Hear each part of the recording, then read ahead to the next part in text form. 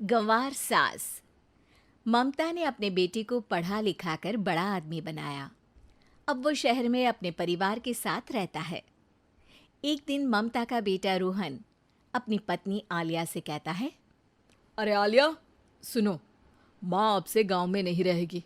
वो हमारे साथ यहीं रहेंगे शहर में। उनका कमरा आज नौकर से बोलकर अच्छे से साफ करवा देना। ओह, आज तो मेरी किटी पार्टी है, फिर मुझे जिम और फिर शॉपिंग। ठीक है, कल करवा दूंगी।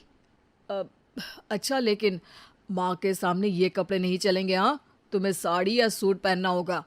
अरे बिल्कुल भी नहीं। मेरे मम्मी पापा ने इतना पैसा लगाकर शादी इसलिए नहीं की थी कि मैं अपनी मर्जी के कपड़े पहन ओढ़ भी ना सकूं।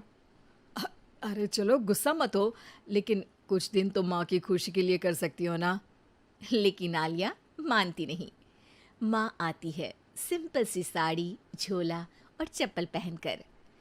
अरे रोहन, मैं इनके साथ कैसे रहूंगी? मेरी फ्रेंड्स क्या कहेंगी? ये तो पूरी गंवार लग रही है। आलिया, माँ गांव में रहती थी इसलिए ऐसी हैं। तुम आज ही माँ के साथ जाकर उनकी पसंद की शॉपिंग करवा देना। इनके साथ घर के अंदर रहना मुश्किल है, बाहर तो मैं कभी भी ना जाऊं। रोहन को आलिया पर गुस्सा आ जाता है। माँ, ओ माँ। हाँ बेटा। वो माँ को ले जाने के लिए उनका हाथ पकड़ता है कि अरे माँ, तेरे हाथ अभी तक इतने कड़े हैं, तूने इसका कोई इलाज नहीं किया? अरे बेटा, इसका कोई इलाज नहीं। वैसे भी मुझे कोई शर्म नहीं कि मेरे हाथ मुलायम नहीं है, क्योंकि इन्हीं हाथों से मेहनत कर मैंने तुझे बनाया है बेटा। अगले दिन। माँ, मैं ऑफिस जा रहा हूँ। कुछ लाना हो तो आलिया को बोलकर फ़ोन करवा देना। रोहन के जाने के बाद, आप ना आज कमरे में ही रहिएगा, घर में पार्टी है, मेरी सहेलियां आ रही हैं, मैं उन लोगों के सामने आपको नहीं ला सकती हूँ। ठीक है बहू, लेकिन तुम कहो तो मैं कुछ खाने को बना दूँ तुम लोगों की पार्टी के लिए।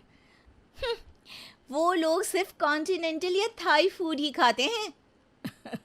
कोई बात नहीं, कभी इंडियन खिलाने वाला कोई मिला नहीं होगा ना। मैं बनाकर कमरे में चली जाऊंगी। जैसे आपकी मर्जी। आलिया के घर उसकी दोस्त आती हैं, पार्टी होती है।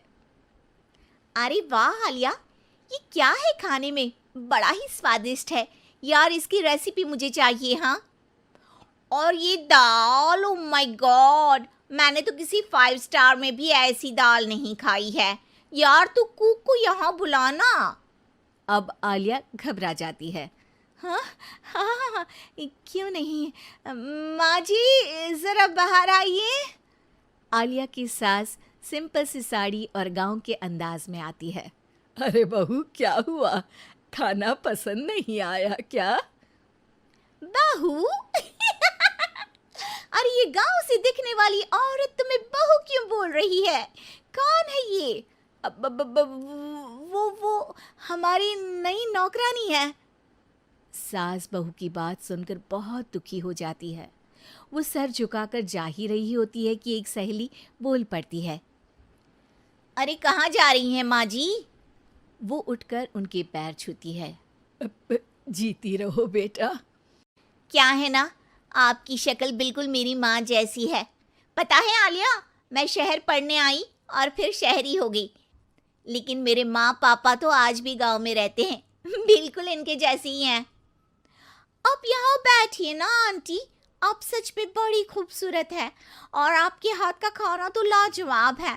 काश ये मेरी सास होती। सभी सहेलियां सास को घेर कर बैठ जाती हैं और उनसे खाने की रेसिपी पूछ रही होती है कि तभी घर की बेल बजती है और रोहन आता है। अरे क्या बात है, आज आप लोग हमारे घर में? और ये लोग तो मुझे आलिया से ज़्यादा माँ की सहेलियाँ लग रही हैं। क्या ये आपकी माँ है? लेकिन आलिया ने तो कहा कि ये उनकी नौकरानी है और इन्होंने भी नहीं बताया। वो नहीं बताएंगी, क्योंकि उनके लिए बच्चों की इज्जत और उनकी खुशी सबसे पहले है। मुझे माफ कर दो, मुझे इन्हें तुम लोगों से मिलवाने में शर्म आ रही थी। कि तुम लोग क्या कहती। अरे अब तो हमें शर्म आ रही है कि तुम हम लोगों की सहेली हो। हाँ, जो माँ जैसी सास को नौकरानी बोले वो हमारी सहेली नहीं हो सकती। ये बोलकर सभी वहां से जाने लगती है कि सास बोलती है, आलिया की तरफ से मैं तुम लोगों से माफ़ी मांगती हूँ। उसने जो कहा उसके लिए मैं उसे माफ़ करती हूँ। अब तुम लोग भी उसे माफ़ कर दो, क्योंकि अगर तुम लोगों ने उससे दोस्ती तोड़ी तो फिर मेरे हाथ का खाना कैसे खाओगी? नहीं